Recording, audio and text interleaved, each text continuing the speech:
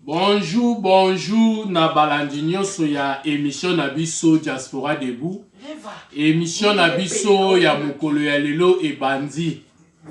Tosengi na bino balandi nyonso ya émission na biso bokota vraiment tosolola masolo ya mboka na biso. Tango oyo tosololaka masolo ya mboka na biso ekoki. Tosengi vraiment bo partager ba vidéo na biso, bo partager ba lien. Pe bo benga batu oyo nyonso ba ebite ke émission na biso ebandi po bango pe bakota to solola makambo oyo eza koleka na mboka na biso. To bandi émission na biso na mokolo ya lelo lisusu mwa mikolo eleki mwa ebele to kutana kite ezalaki ba problème mike oyo tozalaki na yango kasi misu na biso litoi na biso ezalaki kaka na mboka na biso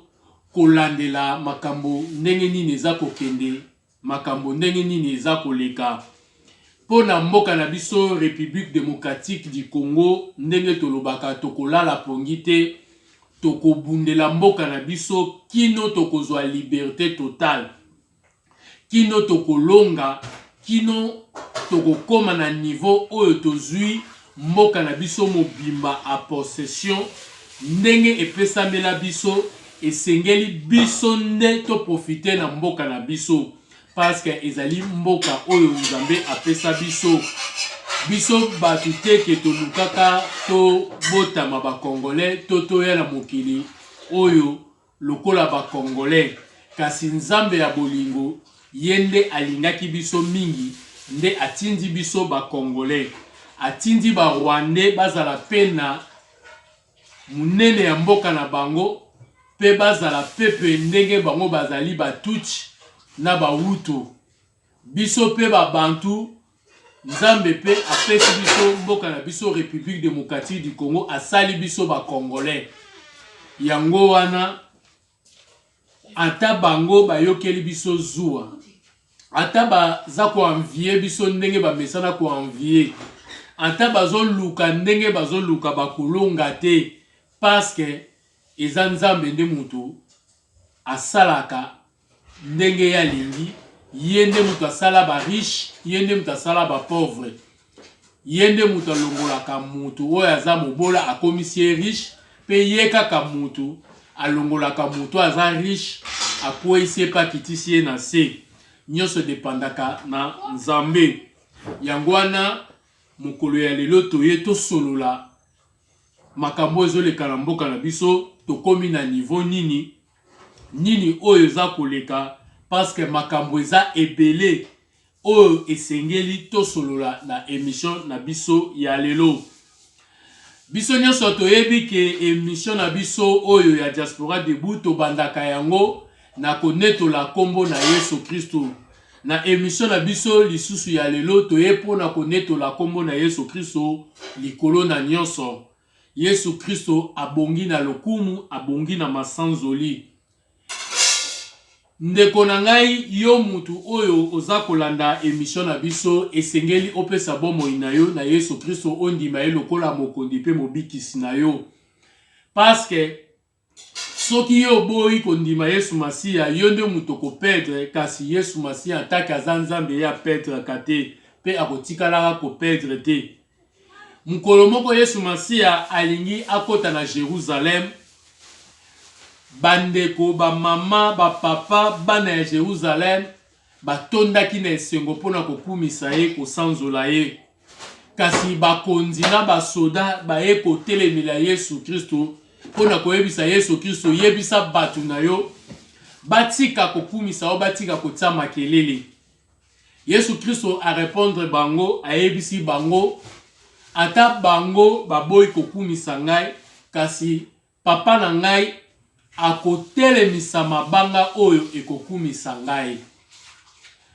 mabanga ngo eza banani mabanga eza bapayen mabanga eza bato ya motema makasi bato ya motema mabe mabanga ngo eza banani lelo eza bata science occulte ndeko soki yo oboyi kondima Yesu Kristo soki yo oboyi kokumisa Yesu Kristo yo oboyi kolanda Yesu Kristo Nzambe papa akotelemisa mabanga oyo ezalaki na kapasité te ya kokumisa Yesu Masiya kasi soki yo boyi na place na yo mabanga ekokumisa Yesu Kristo engi kolobake Yesu Kristo akopetre eloko te kasi yo nanga soki toboyi Yesu Kristo biso nde batu tokopetre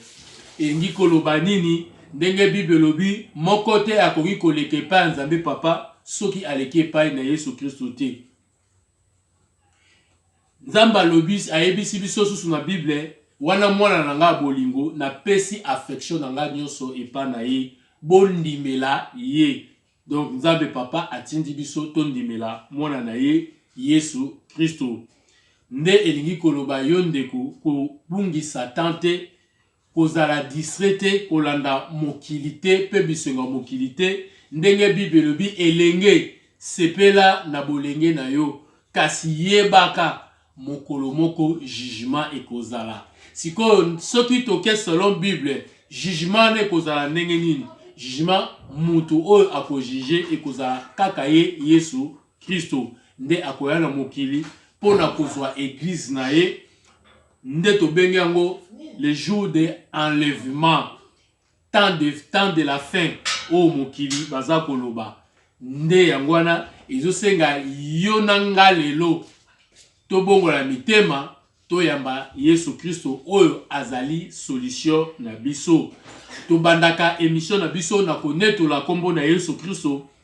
likolo na nyonso yende espoir na biso yende nzambe na biso yende mokonzi pe mobikisi na biso tonetoli ye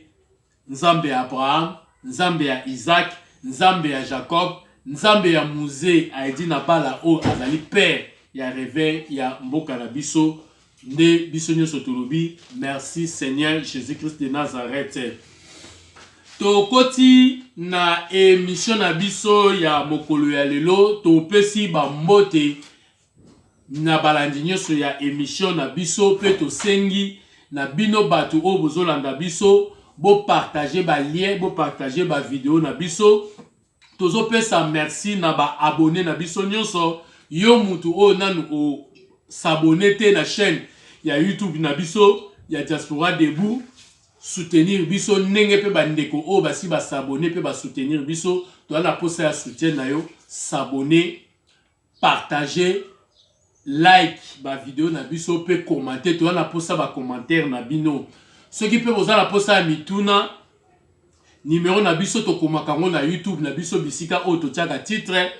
bokoki ko benga tango nyonso pona kotuna mituna oza na posa ya ba oza na temps au passé anniversaire mariage so oza na posa ya to souhaiter ba bon anniversaire benga kaka pesa biso kombo to kozanga te ko souhaiter yo mwasi na yo mobali na yo to bana to ba para bisika so bazali to ko souhaiter bango ba bon anniversaire. Soki pe bolandi émission bomoni ke tolobeli titre moko bo eza très important et toucher bino oza pe na posa bandeko pe mususu balanda yango okoki pe ko download vidéo okati bisika oyo moni ke za message moko oyo ko toucher bato po na mboka na biso okoki pe ko poster yango na Facebook na yo ko tiango na ba groupe ya ba WhatsApp partout pe po bandeko mususu pe balanda pe bazala informé. Maintenant na posa bo partager vraiment ba lien na biso pe ba vidéo na biso pe o nyonso akozala toucher na quelque chose pour à soutenir biso a hésiter te toza na posa vraiment chaîne na biso ya YouTube et comme ma chaîne moko ya munene pe ya makasi na kati ya mboka na biso ekozala malamu mingi vraiment pe nzambe ya lola akopambola bino parce que na chaîne na biso ya YouTube tolobela kaka makambo ya politique te kasi tozolobela pe royaume de cieux eza pe na ba émission mususu o tolobela kaka makambo ya nzambe soki o s'abonner pe o cliquer na notification o komi vraiment na kati ya famille ya Diaspora Debout chaque vidéo to chaque information o kobanda kozwa pe o banda kotala okobanda kozwa nyonso oyo tokobanda kotia na chaîne ya YouTube na biso yo obanda komona yango okobanda ko rater eloko lisusu te. Na émission na biso ya mokolo ya lelo toye to solola vraiment ngai mowumbu na bino ndenge na mesana kosalela bino pe na boyaka te oyo bino boza koloba na ngai ba proposition to ba kombo oyo bokoma kobengela nga Anderson leader charismatique ya Diaspora Debout, Anderson étoile des lumières, Anderson étoile de Dieu, Anderson étoile du berger. Mon premier ndenge bino nyonso bobengaka ngai misu babenganga voyant héros po tozobundela mboka na biso tokotikaka te. Na premier sujet ya émission na biso ya lelo toye tolobela si parmi ba candidats présidentiels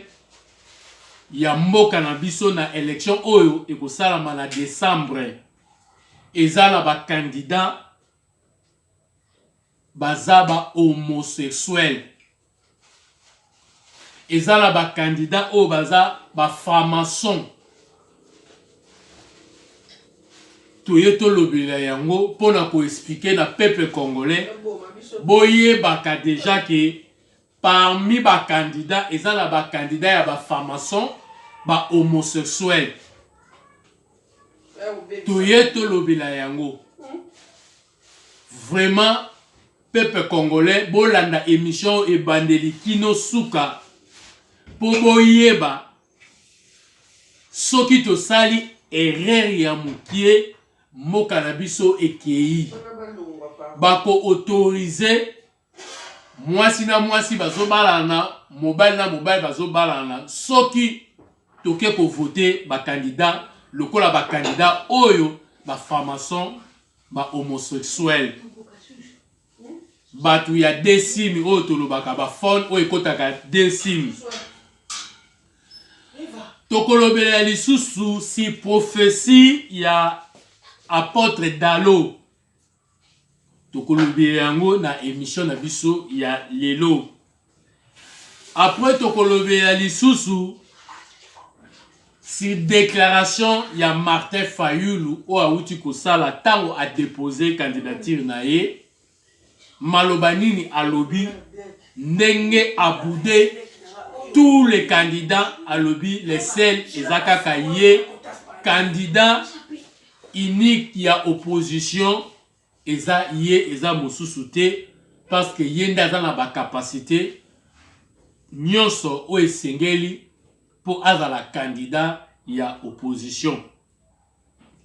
Tokolobela lisusu si ba document ya ba accord oyo ba uti kobimisa toziongo na nzela ya réseaux sociaux tokolobela yango lisusu na kati ya émission na biso ba accord nini accord oyo président Félix azwelaki pouvoir ba accord oyo basignaki président Félix na ancien président ya mboka na biso sénateur en vie Joseph Kabila Kanambe. Il paraît que avant apesa président Félix pouvoir asinisaki ba accord bayokanaki nini oyo bayokanaki tokolobela yango na émission na biso ya lelo. Tokosukisa na likambo oyo ya munene oyo ezopesa biso esengo oyo ezotinda biso tokumisa nzambe ya muze aidi na bala oyo eza kotinda biso topesa nzambe merci parce que apesa biso président Félix Antoine Tshisekedi Tshilombo oyo ezotinda biso topesa nzambe merci pourquoi asala biso ba congolais likambo ya bana mboka oyo bazwi conscience ba patriote oyo tobenga na kombo ya bazalendo. Nga Anderson Bala Pabo naza muzalendo. Yo muto ozolanda émission na biso yo poza muzalendo. Bino nyonso bato oyo bozolanda émission oyo boza wazalendo. Balobi bato bayebi Swahili ba expliquer biso wazalendo eza en pluriel muzalendo eza au singulier. Donc nga naza muzalendo, yo za muzalendo, kasi biso nyonso toza ba wazalendo. Donc tondimi kozwa conscience yango wana batu oyo babengaka biso deja ba taliban bayebaka wana eza siko na munoko ya bataliban. Wazalendo babengaka bango bataliban, bato bao défendre mabele na bango, bato bao bundela mabele na bango, o cause na bango, komba na bango eza juste ba wazalendo. Donc lelo oyo biso bataliban ba wazalendo ba patriotes toza kobundela mboka na biso pona ko libérer mabele ya mboka na biso, richesse ya mboka na biso, kobengana bayini nyonso oyo bazalaki ko occuper ba territoire, bayini nyonso bazalaki ko yiba pe ko salela richesse ya mboka na biso. Tokolobela yango na émission na biso ya lelo, ezali sujet ya esengo. Topesi lisusu bambote na balandi nyonso ya émission na biso Diaspora Debout. Tosengi na bino bo s'abonner o na s'abonner te, pe bo partager vraiment ba vidéo na biso, bo partager yango massivement. Toza na posa ya bo like pe bo commenter et ko sala biso vraiment malamu mingi koleka. Tobandi na premier sujet ya émission na biso ya lelo o tolobi parmi ba candidat ya présidentielle na élection oyo ko sala na décembre na année au 2023. Toza na ba candidat batu ya franc-maçon pe baza ba homosexuel, batu ya décime. Peuple congolais, mission na bango ezali ke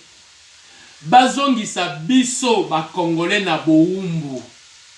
tozonga lisusu na esclavagisme oyo toutaki kozala na yango, oyo nzambe ya ngolu atindeli biso Félix Antoine Tshisekedi Tshilombo aya kolongola biso na boumbu oyo tozalaki na yango mbula na mbula. Mission ya ba candidat oyo yango wana bazali bana ya communauté internationale, bazali na soutien ya ba impérialiste pe soutien ya ba multinational.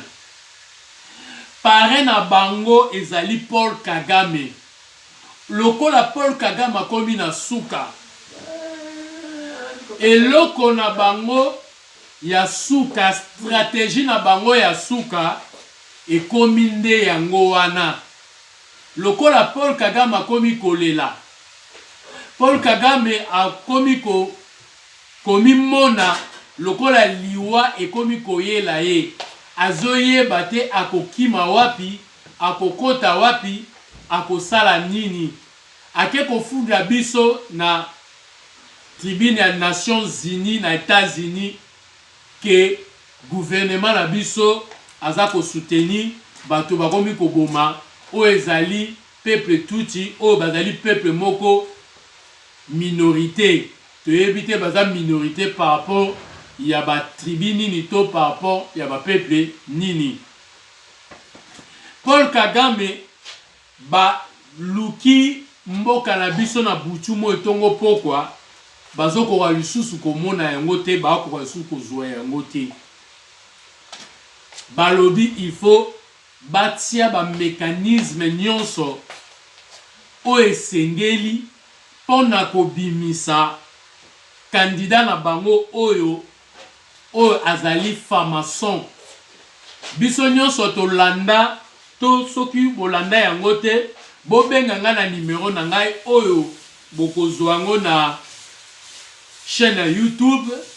na kotindela bino ba vidéo bomona ndenge ba président africain nyonso oyo babima na nzela ya franc-maçon ba ndenge ba pretaka serment na bango na kati ya franc-maçon tangu ba ponaka bango na kati ya monde na bango to na kati ya ba loge na bango wana ya franc-maçon ba serment na bango basalaka yango na kombo ya peuple te pe na kombo ya nzambe te. Kuna na kati ya monde ya franc-maçon bakoki jamais kosala oyo ezali volonté ya peuple wana eza ba condition oyo bapesaka bango na kati ya loge na bango ya ba franc-maçon. Il faut ba botisaka insécurité na ba mboka na bango bango moko nde ba créaka ba insécurité pona kopesaka makila ekendaka na ba loge na bango pour pouvoir na bango eya makasi. Il faut ba mema peuple na pauvreté pe pays na chasseresse pour peuple alelaka kolela ya peuple esalaka ke bango nde bazwa makasi pouvoir na bango erumela yango tomonaka presque ba président ming ba dictateur ya Afrique basalaka kaka ba 32 ans ba 40 ans ba 25 ans on komona te ke asala o 5 ans ya mandat na esili bango pa na bango ezalaka te to asala deuxième mandat epesa 10 ans pa na bango ezalaka te pa na bango ezali yenda za maître ya nyonso ye akozwa mboka pe peuple akabi bango na loge ya ba franc-maçon et kuna nde bakokoma kotia mibeko ndenge nini ba mboka wana ekotambola pe ndenge nini peuple wana bakotambola wana eza ndenge ya ba franc-maçon. Et sikasikoyo candidat oyo aza mutu ya franc-maçon pe aza homosexuel biso toyebi ke biso toza ba bantu soki oza PD soki oza lesbienne na ba mboka na biso oza mutu ya soni batu bakolinga yo te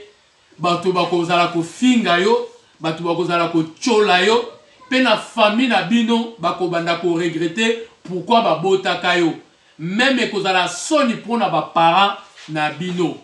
soki oza mutu ya vie wana kasi na ba mboka oyo tozali na Afrique du Sud na Europe to na États-Unis na Amérique ki PD ki lesbienne ekoma lokola eloko ya honneur po ozwa musala ya kitoko po ta mususu batu balinga yo po makambu na okende liboso il faut lukokota na monde oyo siko bakomi koliga bamema yango na mboka na biso parce que ekota déjà na mboka na biso muke muke kasi lokoto ya babantu pe toza bato tosambelaka yango wana ezwaka espace te siko balingi ba officialiser yango na nzela ya ndeko oyo azali candidat présidentiel ya mboka na biso na élection oyo eza oyo toza kosala na décembre ndeko oyo azali agent du diable aza mutu ya ténèbre aza mutu misala mabe peuple congolais biso nyonso toza na candidat moko oyo aza lumière maboko pembe oyo nzambe atindeli biso na Congo oyo esengeli to raté ete oyo esengeli to bungisa ete eza kaka Félix Antoine Tshisekedi Tshilombo à part ye musu azate tous les candidats oyo so batikali ba infiltré na ba traître baza ba agent oyo bakabwani mais baza bomoko na ba stratégie basali na suka nango tokomona bango bakoyokana tokomona ba misusu bako retirer ba candidature na bango bako pesa avantage na principal acteur oyo communauté internationale ebongisi oyo azali mokonzi pe personnalité munene na monde ya formation pe azali homosexuel nde bakopesa ye ba avantage nyonso yango wana tant oyo biso toye to expliquer na peuple congolais to expliquer na ba chrétien tokoki kobungisa bonzambe na biso te pe tokoki kobungisa ntoloba tokoki kobungisa kibokoko na biso te biso toya babantu tokoki kokota na monde ya kimundele te ya kolala kolinga to kovivre mobali na mobali mwasi na mwasi eza ya biso te il faut totelemela yango yango wana biso lokola tozali bapanzi ya sango tozali ba leader d'opinion toza koya mpona koyebisaka bino deja peuple congolais boyebaka deja nini oyo ezali komibongisama nini oyo bandoki banguna pe bayini ya mboka na biso bazali kobongisa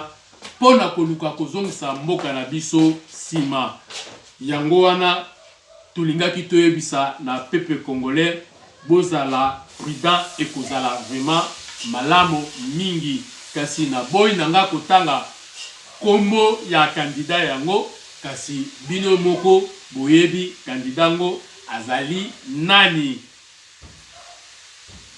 toleki na déclaration oyo ya Martin Fayulu. Martin Fayulu aboyaki alobaki akoparticiper te na élection oyo kosalama na décembre. Aboyaki parti na ye mobimba ba participer te. Ba membre nyonso parti na ye bayokaki ye kasi ye moko lokola aza na ye patin aza crédible te a changé de décision après kokanga déposit ya ba député national na ba député provincial oyo parti na ye etie ata candidature ya mutu moko te ye aye ko déclarer que akozala candidat pe aye ko kende ko déposer candidature na ye après ko déposer candidature na ye aye ko sala déclaration a elobi que candidat commun ya opposition ezali kaka ye Martin Fayulu na ba candidat nyonso oyo ba déposer ba candidature na bango eza na candidat moko te aza lokola ye aza na capacité to expérience lokola ye alobi Moïse Katumbi azali babengaka nini aza na eloko te na kati ya cerveau na ye ayebi eloko te ye aza na ye muta business asala makambo ya mbongo pe atala makambo ya match abi Matata Mponyo muyibi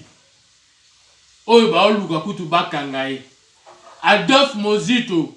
muyibi ntango azalaki premier ministre oyo basi badenosa ye mbala na mbala Denis Esanga rebelle maboko na ye tondi na makila atangi alobeli presque bakandidat nyonso alobi lesel oyo abongi pe oyo akoki eza kaka ye kasi abosani ke ye nde azali le vrai patin placebo ye nde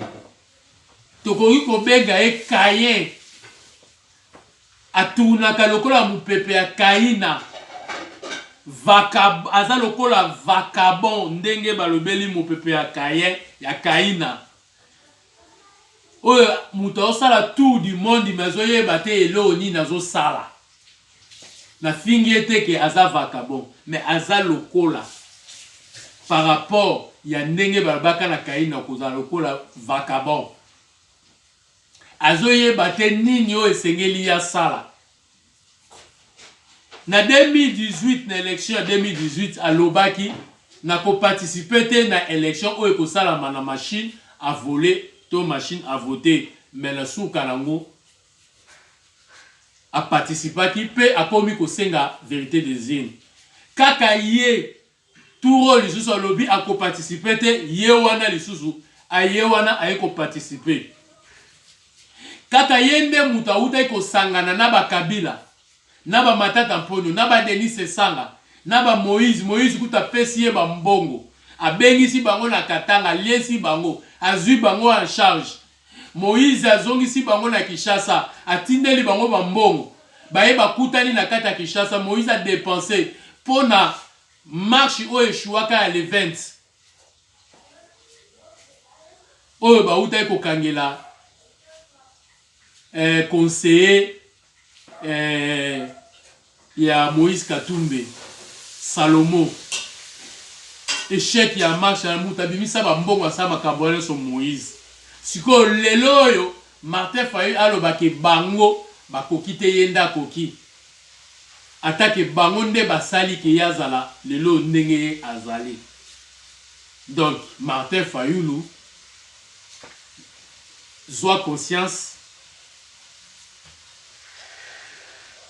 zala crédible zonga mutu ekosala yo kasi ba orgueil ya lokuta wana ozosala po ozoluka mbongo ozoluka mutu akotielo mbongo ebele po soutenir candidature na ye wana eza makambo na bino etali bino na opposition parce que biso toyebaki déjà ke kati na bino ezaka hypocrisie na hypocrisie lokuta na lokuta bon moko ezate boyoka ezate bozo vivre ndengwana pe toyebaki ke boswa kaka na ba discussion pe na ba débat ezanga tina. Toleki na prophétie ya apôtre Dalo. Prophétie apôtre Dalo alobaki ke tango toko koma pe mene élection na mikolo oyo esingeli élection esalama eza na candidat moko présidentiel akokufa pe candidat moko akokoma kotambola na chaise roulant. Toyebi te candidat yango ezali nani. Toza kotala toza na 24 candidats na élection présidentielle. Toyebi te tozoze la cour constitutionnelle ebimisa liste moko définitive toyeba banani cour constitutionnelle eko confirmer bango pe banani cour constitutionnelle eko kata nde a partir wana sikoyo tokoyeba banani bazali ba vrai candidat ya élection oyo bakokende tina maponami. Après wana tokomona banani bako retirer pona ko soutenir candidature ya Moninga nde tokoyeba kino élection eko salama. Kasi biso toyebi ke apôtre Dalo aza musana nzambe makambo ebele oyo aloba ko to omona lelo oyo ezo salama ye aloba yango déjà nzambe na ye a prophétisa ayebisaka yango déjà pe alobaka yango bolimbisi bandeko pe lelo oyo ezoko kokisama.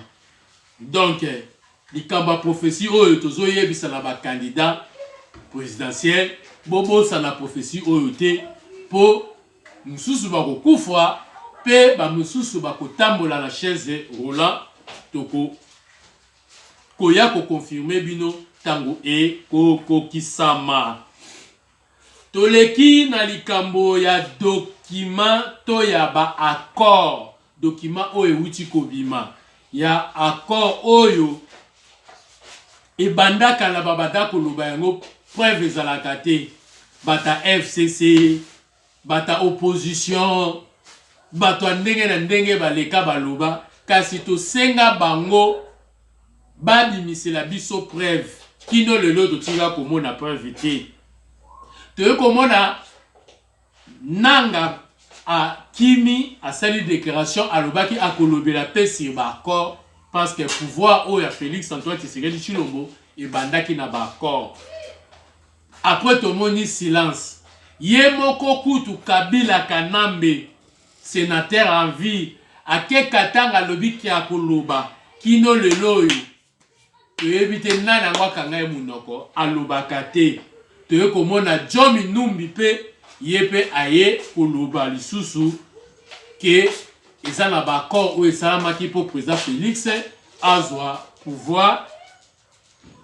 asplikaki par rapport ya bakor wango. Après tolukaka ba preuve te komona na ba réseaux sociaux baye kotiela biso document moko na réseaux sociaux ba luyebisi biso ke yango nde eza bakor oyo esalamaki. Mais nani yango abimisi bakor yango ezoyebana te. Nani yango akoyi mpenza kozwa vraiment charge ya koloba ke bakor yango nga nazalaki yango nga na ye natanga yango na ye na papier na document yango na ndenge tosinyaki na ba témoin azate. Kasi tomoni kaka na ba réseaux sociaux document moko ezotambola balobi bakor totangi na kati ya ba document yango po tokopona toyeba ke nini yango elobamaki na kati ya document to na kati ya bakor. Tomoni ke na kati ya document na bayebisi biso ke bakor esinyamaki entre président Félix na ancien président mboka na biso sénateur à vie Kanambe na commandant Ipo. Na kati ya document wana bakomi décision nyonso oyo esengeli bazwa mpona mboka babanda kozwa yango ensemble. Kabila na FCC na ye bango te bakozwa. Président Félix na cash oyo basoutenaki ye bango te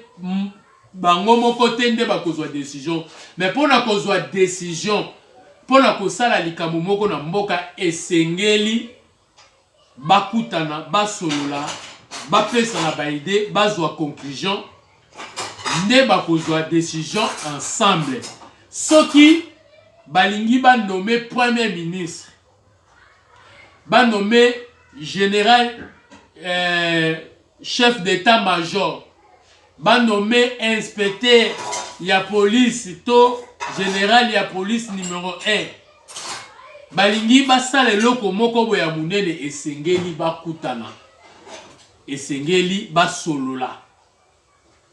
bango nyonso bazwa conclusion nde bakosala oyo bango balingi basala yango. Na kati ya document na elobi lisusu na élection ya décembre 2023 président Félix a soutenir candidat ya FCC wana eklobami na kati ya ba accord. Na kati ya ba accord wana to na document wana totangi bakomi balobi ke pendant 5 ans président Félix akotikala kolandela mutu moko te ba oyo nyonso batravaillaki na pouvoir ya 18 ans to na pouvoir ya le passé. Na mabe nyonso bango basalaki ata moko te bakotikala kolandela ye. Nde biso totangi ba document wana nde makambo oyo ekomami na kati ya document wana yango wana. Kasi na analyse na biso tobeteli président Félix maboko tolobi aza mobali aza leader ya solo aza mutu ya makasi aza président muto abongi pe Nzambe nde mutu atambusi ye po tokoma lelo yo na citation pe na makambo oyo tokomi na yango po tozwa liberté pe po to déboulonner Kabila na système na ye na makambo nyonso. Lelo président Félix a commencé à décision soki alingi konome aza konome ye moko sans koluka groupe moko boye bakutana to basulula po bazwa décision. Donc président Félix a déboulonné. Bango balobaki ke na 2023 na élection président Félix a soutenu candidat na bango ya FCC. Kaka bango moko balobi ke baza musika ya organisation ya élection ezosala bango bako participer te pe bango baza ba candidat te. Siko lokola bango baza ba candidat te nani esengeli siko il faut la candidat pour président Félix a soutenu. dans le cas là-bas, on va boire na ba candidat. Yango la président Félix a pesi na candidature. Si ko mabeni na sali. Il fallait qu'il bino bota candidat na bino azala a déposer candidature na pour total la soki président Félix a ko soutenir yé to ko soutenir yété. Kasi bino boyi na bino ko ya ko déposer candidature. Président Félix a pesi na candidature pour na azwa deuxième mandat. Biso peuple to ko pesa deuxième mandat lisusu. Sikoyo na mususu oyo bango balobi ke oyo ekomami na kati ya document ekomami ke balandela bato nyonso basala mabete. Donc c'est que bango bato ya 18 ans conscience na bango eza kosala ke basala mabe, baboma, bayiba. Yango wana estindaki bango basala document oyo pona ko signer ba accord oyo. C'est que justice engaki ezalate na 5 ans ya mandat ya président Félix. Donc tonga to za justice to pesi yango to tiango pembeni. Nzoka Bible ezoyebisa biso ke justice yango ndezo tombola mboka. Soki nzambe ye moko aza nzambe ya justice. Siko neni na mboka to kolongola justice po to landela bato ba osala mabete. Donc c'est que basi ba se préparaki lokola ba yebaki ke ba ko landela bango te. Donc ba ngaki ba sala susu mabe ya koleka po ba yebaki ke muto ko landela bango azate. Kasi ba miko saki to beteli susu fachi beton maboko ozamu bali. To pesi nzambe merci po nzambe nde atambusio apesio makasi apesio mayele pe ba stratégie. Kasi to yebi ke document oyo tambo na réseaux sociaux eza document ya lokuta parce que eza na crédibilité te pe eza ebimi na moyen moko officiel te. Muto aza nango aya ko bimisa na moyen moko officiel apesa yango valeur oyo ye a participaki na kati ya bakor oyo adima po aya a expliquer biso nde tokoyeba pe tokosula pe tokondima ye nde tokopesa valeur. Kasi toyebi ke makambo oyo ya document to makambo oyo ya bakor eza makambo si eleki to komi na page mususu oyo tokende na deuxième élection po topesa président Félix deuxième mandat po atombola lisusu mboka na biso asala lisusu koleka. Tala kaka na premier mandat azwi ta ya kosala kaka na 2 ans na ye ya fin de ya mandat na ye. Parce que 2 ans et demi FCC ba distrait ye ba blokaki makambo nyonso kasi nzambe apesaki makasi a déboulonné a longoli bango. Tala ndenge mboka ekomi kokende. Yangwana esengeli susu topesa deuxième mandat po amema mboka ekende liboso. Toleki na sujet na biso ya suka oyo tolobi bazalendo, les patriotes oyo babengaka ba taliban bato oyo babundela mabele pe ya mboka na bango. Bazalendo ba osala musala ya munene pe ya makasi ba récupérer ba territoire, plus de 25 territoires oyo ezalaki na maboko ya ba Rwandais, na maboko ya Kagame, na maboko ya M23, na maboko ya ba rebelle pe maboko ya ba terroriste. Kasi eloko oyo tozako senga na gouvernement a kokisa maloba oyo ya lobby pe atia pression na CAC armée oyo ya Afrique de l'Est pe MONUSCO babima batika mboka na biso. Bazalendo babotoli ba territoire ebele. Babotoli ba territoire ya Masisi, ya Rutshuru, ya Irangongo, ya Rubaya. Babotoli ba territoire même oyo ezalaki débat bisika batsaki ba base na bango. lelo oyo bazalendo babotoli pe bazwi ba territoire wana pe na minduki ya ba Rwandais pe ya ba M23 pe na ba territoire oyo ya Rubaya oyo ezalaki na ba carrière mine ya Kunda Batwa toyebi ka kima kenda ne Rwanda balukaka bakanga mais aza na ba carrière pe aza na ba groupe na ye o ba travaillaka po na ye na kati ya mboka na biso baza na ba carrière mine ya Kunda Batwa oyo mbongo bozwi ekendaka na Rwanda kuna pa ya Kunda Batwa pe Rwanda mobima ba officier nyonso ya Rwanda baza na ba carrière mine na kati ya Congo ba vivre na richesse ya mboka na biso République démocratique du Congo ezalaki somo kasi lelo bazalendo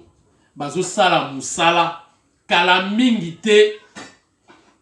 titoko ma dimanche ya semaine oyo tozali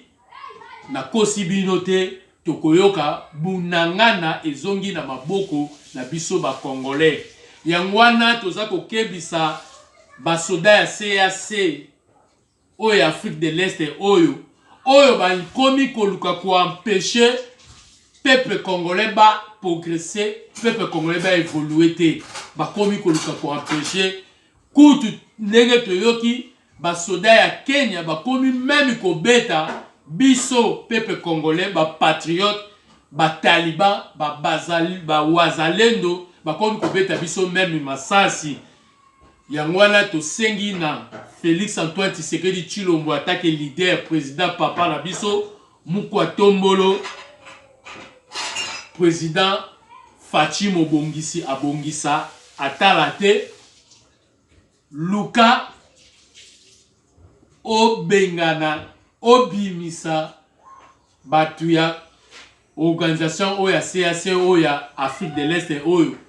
il faut pas kende batika biso moko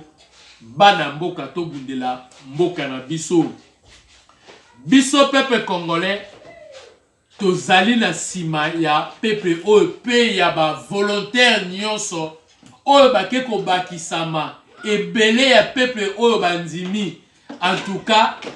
vision au papa Tshisekedi azalaka nango le peuple d'abord lelo oyo ekokisami na Congo ya lelo ezali le peuple d'abord parce que volonté au peuple bazui volonté oyo biso nyonso ba patriote tozui pona ko bundela mboka na biso pe tomoni bana ya este ndenge bandimi ko rejoindre ba bazalendo bango pe ba patriote donc congolais nyonso komi taliban congolais nyonso komi patriote congolais nyonso komi wazalendo pona ko bundela mabele ya mboka na ye. En tout cas, to sengi na nzambe apambola bino ba wazalendo apesa bino makasi. To féliciter ba wazalendo oyo bakendaki koyiba avion ya FARDC. To sengi na bino boluka moyen lisusu boyiba ata 3 avions, ata 4 bokoma nango 5. Boyiba pena minduki ya minene pena bateni ya kitoko oyo bokobanda ko changer po bozala na makoki ya ko défendre patrie, ko défendre République démocratique du Congo. To sepeli na décision ya gouvernement ndenge apesi bato CAC ya armée Afrique de l'Est tin le 8 décembre il faut ba quitter to boy ba prolonger ba jour na bango lisusu na kati ya Congo. Donc avant le 8 décembre, biso peuple congolais, biso ba patriote, biso ba wazalendo, tolingi tomona bango lisusu te na kati ya mboka na biso, ba libérer mboka na biso, tolingi bango lisusu te. Pe MONUSCO, il faut ba bima, ba kende avant élection et que ça le 20 décembre 2023, to boy MONUSCO, to boy pe armée ya Afrique de l'Est oyo mokonzi ya mboka fandisa nanu armée ya SEDEC baya na baoli susu te to boyi ba armée étranger baya ebele na mboka na biso parce que biso moko peuple congolais tondimi kozwa nyonso a possession pona ko défendre o ezali patrie mboka na biso. Pour la patrie, pour na mboka na biso, ou bien la vie et la mort, totie mutu, bakata, tondimi ko tsa ba vie na biso en jeu. Ba oyo ba bondela ka, ba bondela. Ba oyo sengeli basima minduki, bakene basima minduki, pe mobilisation na peuple congolais partout, na tous les 26 provinces, peuple congolais, baza mobilisé. Vraiment baza ya kotelema ebele pe bakomi kobenga biso bazoyeba te baza na posa ba rejoindre o ezali